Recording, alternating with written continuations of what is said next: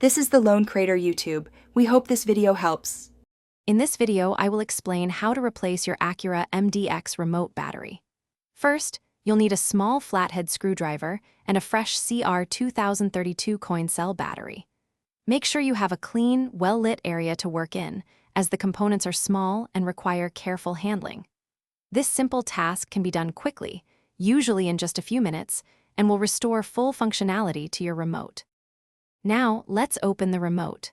Look for a small slot, typically on the side or bottom edge of the remote control. Carefully insert the tip of your flathead screwdriver into this slot. With a gentle twisting or prying motion, separate the two halves of the remote case. Be careful not to apply too much force to avoid damaging the plastic. Once the remote is open, you'll see the old battery. Take a moment to note its orientation, specifically which side is facing up. This is usually the positive side. Gently remove the old CR2032 battery. Now, insert the new CR2032 battery into the compartment, ensuring the positive side faces up, just like the old one. Make sure it's seated firmly.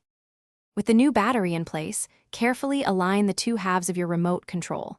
Gently press them together until they snap securely into place. Once reassembled, it's time to test it out.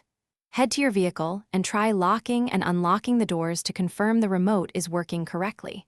If it functions, you're all set. Also, remember to check the description for a link to the Echo Dot smart speaker and other great deals.